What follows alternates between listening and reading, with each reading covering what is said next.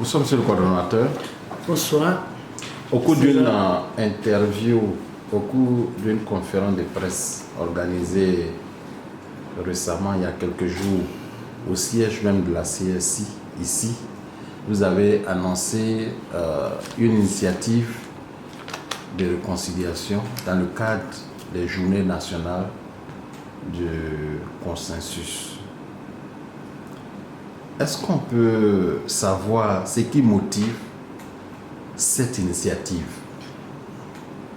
Merci César, c'est une très bonne question. Je tiens à préciser que nous sommes à la 3e édition des journées de consensus national. Je voudrais aussi souligner que beaucoup disent journée du consensus national. Il ne s'agit pas des journées du consensus national, mais des journées de consensus national. Et les motivations ne sont autres qu'une contribution de la société civile au processus de réconciliation, à la dynamique de cohésion sociale dans notre pays. Le père de la nation, Félix Houphouët-Boigny, ne disait-il pas que le préalable au développement, c'est la paix? Quand il n'y a pas de paix, il n'y a pas de vie sociale, il n'y a pas de projet, il n'y a pas d'avenir. Donc pour nous, la cohésion sociale, la réconciliation, c'est vrai, c'est un travail de tous les jours, c'est un travail de consolidation, c'est une quête de tous les jours, c'est une façon humble, modeste de la société civile pour contribuer à ce processus important pour notre pays. Doit-on comprendre à travers vos dires que ce qui a été fait jusque-là n'a pas marché? Soyez plus précis. En termes de réconciliation, il y a eu le forum, après il y a eu la CDVR qui a fait son bonhomme de chemin, il y a eu la CONARIV, et aujourd'hui vous dites, vous apportez votre pierre à l'édifice, votre contribution. Est-ce à dire que ces initiatives n'ont pas marché ou n'ont pas donné les résultats escomptés? Les indicateurs sont là pour mieux apprécier. Je suis de nature optimiste. Toutes les initiatives qui ont été prises sont à saluer. Elles n'ont peut-être pas atteint totalement, effectivement, absolument tous les objectifs affichés, mais ça permet quand même de faire quelques pas. Ne serait-ce que la prise de conscience. Aujourd'hui, je crois que de plus en plus, les Ivoiriens sont conscients de la nécessité de la paix, du vivre ensemble. Je le dis entre griffes parce que l'expression est galvaudée, il est peut-être interprété politiquement, mais je parle de vouloir vivre ensemble au sens de Louis Massignon. Vivre en société est un vouloir vivre ensemble. Les initiatives passées sont à saluer, ont permis de faire des pas, et c'est pour ça que nous, à notre humble avis, nous disons que c'est une contribution et chacun contribue à sa manière à ce processus très important qu'est la réconciliation nationale. Alors, quand vous parlez de contribution, est-ce que vous pouvez être un peu plus précis? Vous savez, il n'y a rien de simple, tout est complexe. Il n'y a rien de simple. Ce qui vous paraît simple est en réalité plus complexe que vous l'imaginez. Il y a ce que nous appelons en sciences sociales les questions d'agglutination. Tous les sujets que vous abordez, toutes les questions que vous abordez ont ou doivent avoir des liens avec d'autres éléments. C'est pour ça que toutes les analyses, toutes les analyses doivent être faites en tenant compte de différents aspects. Il y a la dimension économique, la dimension culturelle, la dimension spirituelle, et tout est à prendre en compte. Nous contribuons simplement, ce que nous faisons, c'est que nous contribuons au même titre que les autres à ce processus. C'est un devoir qui incombe à tous. nous estimons qu'il est important de réfléchir régulièrement, périodiquement, à l'état de la nation. Et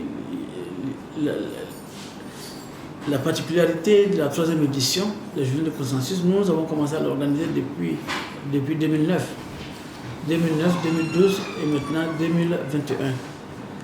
Et à chaque édition, nous essayons de faire quelques pas. Vous savez, la vie en société est très complexe. Il y a des jeux d'intérêt, il y a les conflits qui peuvent être des conflits d'intérêt, des conflits aussi de valeurs. Et ça, c'est tous les jours.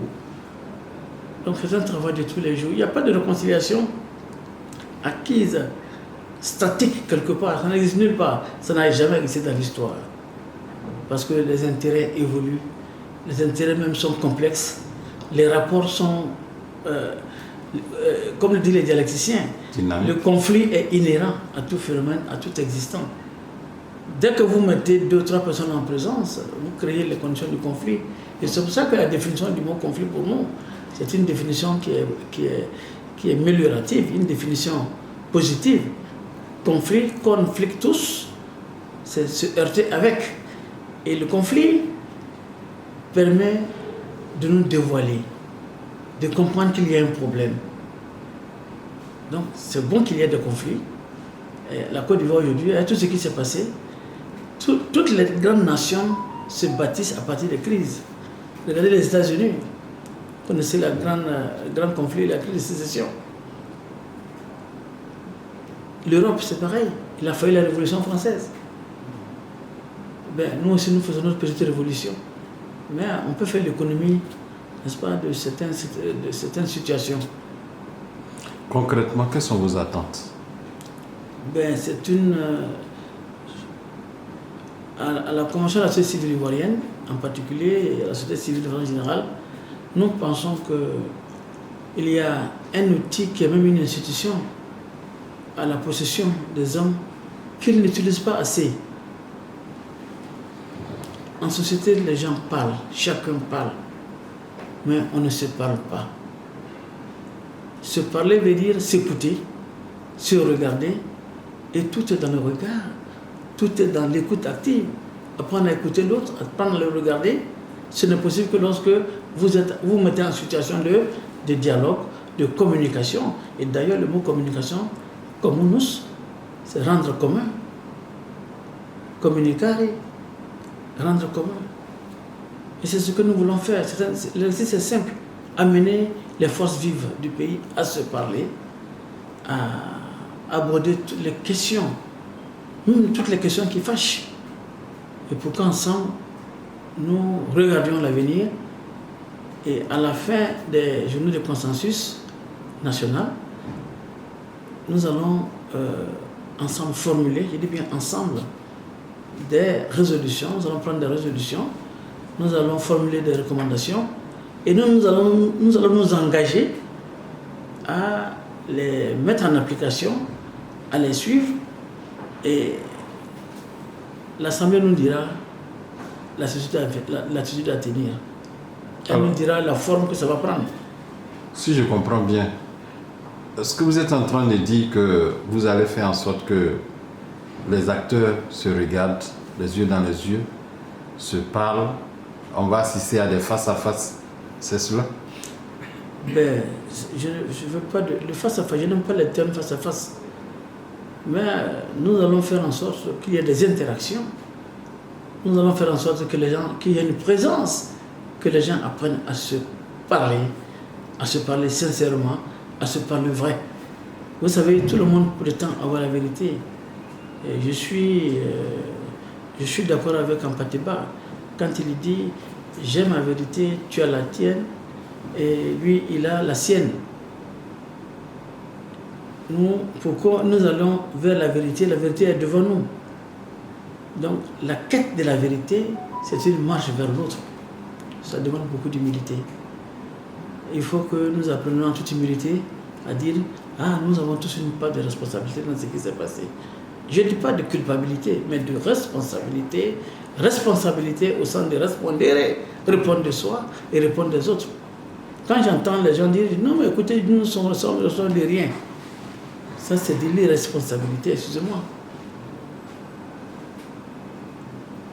Est-ce qu'on pourra voir, comme on l'a vu ailleurs, des acteurs importants? Je veux parler des anciens chefs d'État ou ceux qu'on appelle les grands leaders, assis côte à côte en train de parler de réconciliation, comme on l'a vu dans certains pays. Ben, déjà, nous avons une chance en Côte d'Ivoire. Quand vous les regardez, avec toutes les crises qui se sont passées, vous savez, nous avons voulu prévenir ça à la société civile avant les élections. On n'a pas été écoutés, on n'a pas été suivis. Mais juste après la crise, ils ont commencé à se parler, ils ont vite compris que ça pouvait dégénérer. Donc déjà, ils parlent, mais ils ne se parlent pas encore. Et la crise, ce n'est pas seulement à leur niveau. La crise aussi sociologique. Le peuple est concerné, les différentes couches sociales sont concernées. Il faut qu'à tous les niveaux, nous apprenions à nous parler. Les journaux de consensus national répondent justement à cette ambition, à cette préoccupation, mettre ensemble toutes les forces vives, les politiques, les communautés religieuses, le secteur privé, les opérateurs économiques, les jeunes, les femmes, tout le monde, même les institutions universitaires, pour qu'on se parle. C'est ce qui explique pourquoi la Convention de la société civile ivoirienne pour cette 3e édition, a décidé de l'organiser en partenariat avec la société savante, cette précieuse institution qu'est l'ASCAD. D'aucuns vous diront que c'est comme si on reprenait les mêmes choses, les gens viennent, comme dans une pièce de théâtre, ils parlent et puis ils s'en vont et la situation reste la même. Je suis enseignant, on dit que la répétition est une vertu pédagogique. Il faut toujours, les anglophones disent, steady and patience can move a mountain. Qu'est-ce que vous voulez dire? Alors la patience et la persévérance finissent toujours par faire bouger la montagne. Ça, à force de les gouttes finissent par percer le rocher. Donc, il faut persévérer, il ne faut pas se décourager. Celui qui vous dit, nous n'avons pas la prétention, à l'aide d'une baguette magique, de réconcilier les Ivoiriens aussitôt. Je vous ai dit que c'est un processus. Il faut que nous-mêmes nous comprenions que c'est un processus. Il n'y a pas de réconciliation quelque part. Mais tous les jours, on apprend à vivre ensemble. On prend conscience de ce qui nous oppose. On prend conscience de la nécessité d'en parler, de les surmonter. Et c'est ce travail d'intelligence que nous demandons à tous. Et j'aime souvent citer Bertrand Russell. Si nous n'apprenons pas à vivre ensemble comme des personnes intelligentes, nous allons mourir ensemble comme des idiots. Il faut que les Ivoiriens apprennent à vivre ensemble comme des personnes intelligentes. Et je pense que nous pouvons le faire. Voilà. Il y a eu des crises, mais ce n'est pas encore des crises inquiétantes. Ce n'est pas des crises aussi graves qu'on peut l'imaginer. C'est vrai, il y a eu des morts que nous déplorons, mais j'ai confiance au peuple ivoirien. Il suffit de regarder notre histoire, de regarder notre quotidien. Nous vivons ensemble. Il faut qu'on arrête de se regarder en chaîne de faïence. Il faut qu'on comprenne que nous sommes tenus de vivre ensemble. Vous êtes optimiste, mais lorsqu'on jette un coup d'œil dans les rétroviseurs, les dossiers judiciaires sont en suspens. À la CPI, l'ancien président a été acquitté. Est-ce que ça ne donne pas plutôt à s'inquiéter par rapport à ce qui a été fait jusque-là? Il faut être optimiste, c'est une très belle disposition d'esprit, être optimiste. Je suis dialecticien de formation, je sais qu'il n'y a rien qui soit statique, tout bouge. Il y a des acquis, il faut avoir le courage de le reconnaître. Au dernier dialogue politique, nous avons demandé au chef de l'État de poser un certain nombre d'actes. Je pense qu'il est allé dans ce sens. Au nom de toute la société civile, je tiens vraiment à remercier le chef de l'État pour ces actes courageux qu'il a pu poser. Nous avons demandé que tout soit fait pour organiser le retour de l'ex-président Laurent Gbagbo. Ça a été fait. Il a été rétabli dans ses droits. Vous voyez qu'il circule, lui et ses collaborateurs. Il y en a même qui étaient déjà en sursis, mais ils sont tous, je vois que tout le monde bouge, ils sont peu inquiétés. Ils font même de la politique. Donc ils reviennent à... Il faut dire qu'il faut espérer. Et il allait plus loin. Je pense qu'il y en a eu à libérer beaucoup de prisonniers, peut-être même politiques. Mais je pense que c'est aussi certains processus. Vous savez, la gestion politique, je ne suis pas politicien, mais quand vous regardez, ça a l'air aussi très complexe. Ce n'est pas facile pour... Le chef de l'État, il appartient forcément à un camp, à un groupe. Dans le groupe, il y a des cercles de feu, il y a des colombes, il y a des faucons. Et ce n'est pas facile de prendre ce genre de décision. Il a pu le faire. Nous avons salué aussi la grandeur de l'ex-chef de l'État, Laurent Gbagbo.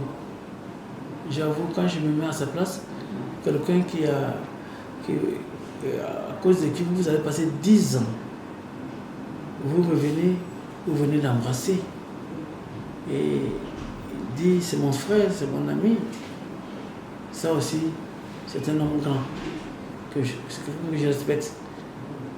Et depuis qu'il a fait ça, vous avez vu, tous les jusqu'au-boutistes ont rangé leur machette. Il est en train de dire que ce qui est important, c'est la réconciliation.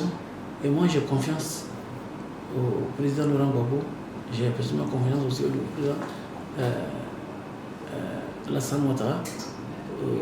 C'est pareil aussi pour beaucoup d'acteurs politiques. J'ai dit que leur responsabilité est première. Les problèmes que nous avons en Côte d'Ivoire sont créés, sont générés en grande partie par les acteurs politiques. Les populations vivent au quotidien ensemble. Ils vont marcher ensemble. Dans les quartiers, dans les cours communes, ils vivent ensemble, ils partagent tout. Mais pourquoi subitement, c'est quand il y a les élections qu'il y a des conflits intercommunautaires.